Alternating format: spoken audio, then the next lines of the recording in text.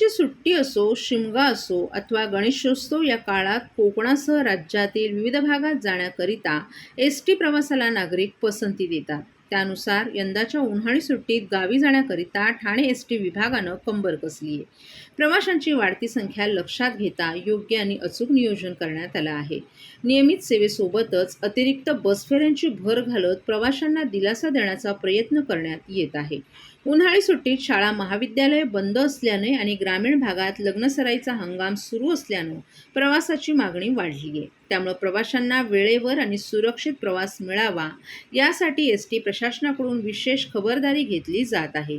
15 April ते 15 जून या कालावधीत उन्हाळी हंगाम लक्षात घेऊन अतिरिक्त फेऱ्या सुरू करण्यात आल्या आहेत. ठाणे विभागातील विविध आगारातून कोकण, मराठवाडा, खानदेश आणि पश्चिम महाराष्ट्रातील प्रमुख शहरांकडे बस सेवा वाढवण्यात आली आहे. वाढती प्रवासी संख्या लक्षात घेऊन लांब पल्ल्याच्या मार्गांवर विशेष भर देण्यात आलाय. कोल्हापूर, रत्नागिरी, चिपळूण, सातारा, धुळे, जळगाव, शिर्डी, अहिल्यानगर आदी मार्गांवर नेहमीपेक्षा अधिक गर्दी होत असल्यानं त्या दिशेनं जादा बसेस सोडण्यात येत आहेत. तर ठाणे, भिवंडी, कल्याण, मुरबाड, शहापूर आणि वाडा या आगारांमधून सेवा सुरळीत ठेवण्याचं नियोजन करण्यात आलं आहे. दरम्यान एस.टीच्या बसभाड्यात झालेल्या वाढीमुळे प्रवाशांवर आर्थिक ताणही वाढलाय. तरीही अतिरिक्त फेऱ्यांमुळे गर्दी कमी होऊन प्रवास अधिक सुलभ होईल असा विश्वास प्रशासनानं व्यक्त केलाय. प्रवाशांनी आगाऊ नियोजन करून प्रवास करावा असं आवाहन देखील करण्यात आले.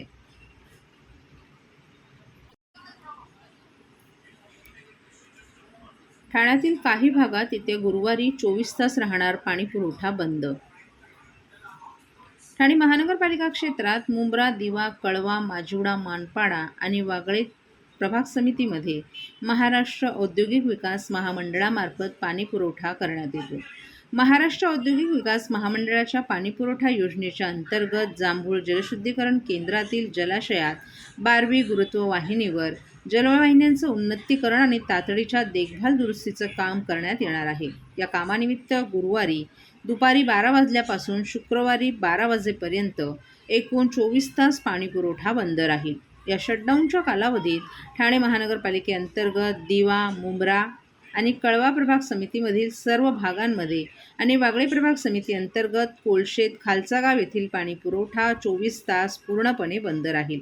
पाणीपुरवठा सुरू झाल्यानंतर पुढील 1 ते 2 दिवस कमी दाबानं पाणीपुरवठा होईल याची नागरिकांनी नोंद घ्यावी. तसंच सदर पाणी कपातीच्या कालावधीत पाणी काटकसरीने वापरून ठाणे महानगरपालिकेस सहकार्य करावं असं आवाहन महापालिकेच्या पाणीपुरवठा विभागातर्फे करण्यात आले.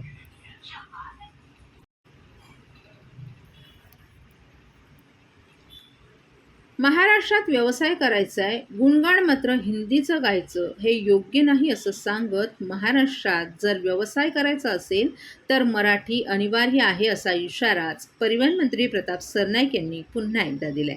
आरटीओच्या माध्यमातून 1 मे पासून आमची मोहीम राबवली जाणार असल्याचंही त्यांनी स्पष्ट करत आंदोलन आणि मोर्चांना भीक घालणार नसल्याचं त्यांनी सांगितलं.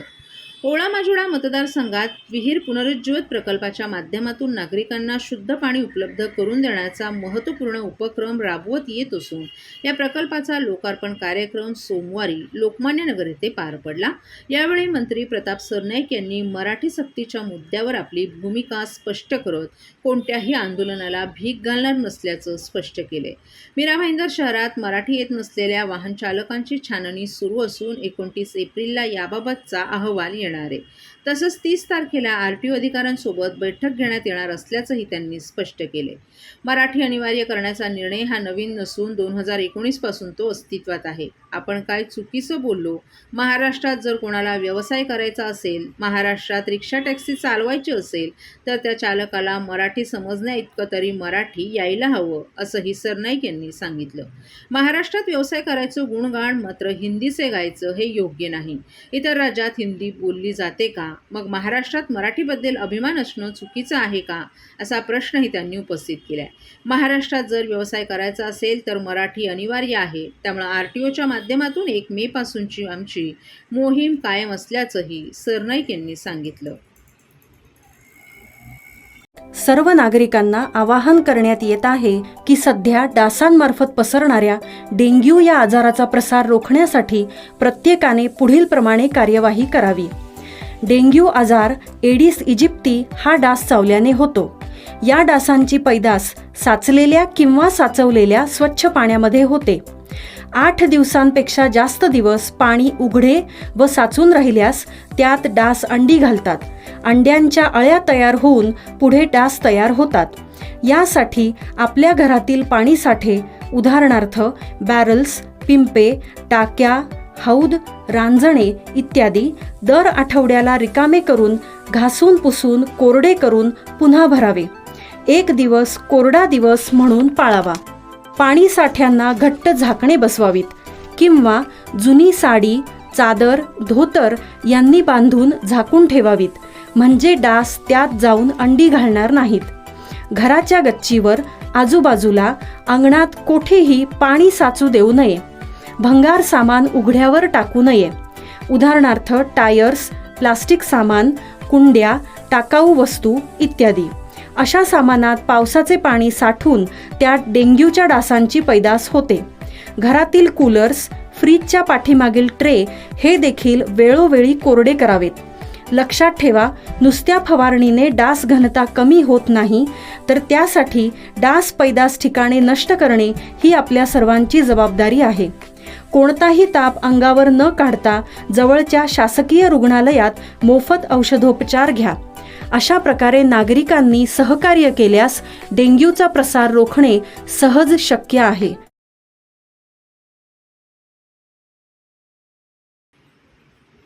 पावसाळ्याच्या पार्श्वभूमीवर ठाणे म्युनिसिपल कॉर्पोरेशननं प्रशासनानं यंदा नालेसफाई मोहिमेला लवकरच सुरुवात केली आहे.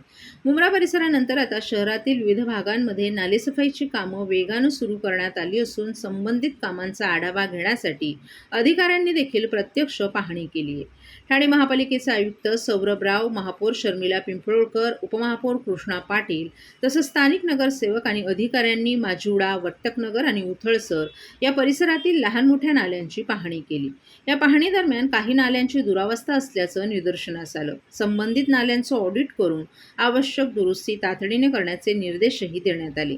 तसंच पावसाळ्यापूर्वी झाडांची छाटणी लवकरात लवकर पूर्ण करावी, जेणेकरून पावसाळ्यात नागरिकांना अडचणी येऊ नयेत असंही स्पष्ट करण्यात आले. सफाई कामगारांच्या सुरक्षेच्या दृष्टीनं विशेष उपाययोजना करण्यात येत असून त्यांच्या सुरक्षिततेकडे महानगरपालिकेशी बारीक नजर असल्याचं प्रशासनानं सांगितलं. आधुनिक तंत्रज्ञानाचा वापर करून शहरातील सर्व नालेसफाईची कामे 31 मे पर्यंत पूर्ण करण्यात येणार असल्याची माहिती यावेळी देण्यात आली. नाल्यांची पाहणी करण्यात आलेली आहे. काय निर्देश देण्यात आलेले आहेत? सालाबादप्रमाणे नाल्यांची सफाई मान्सून सुरू होण्याचे अगोदर करणे आणि व्यवस्थित पद्धतीने करणे हा हेतू आहे. आणि यामध्ये आता माननीय महापौर मॅडम, माननीय उपमहापौर साहेब तसेच जे स्थानिक सभासद आहेत ते सुद्धा पाहणीमध्ये सहभागी आहेत. महासभेमध्ये सुद्धा या विषयाबद्दल चर्चा झाली की आपण प्रत्येक वर्षी नाल्यांची सफाई करतो, मान्सूनसाठी सिटीला सज्ज करतो, तरीही काही ना काही त्रुटी राहून जाते, काही ना काही कमतरता असते.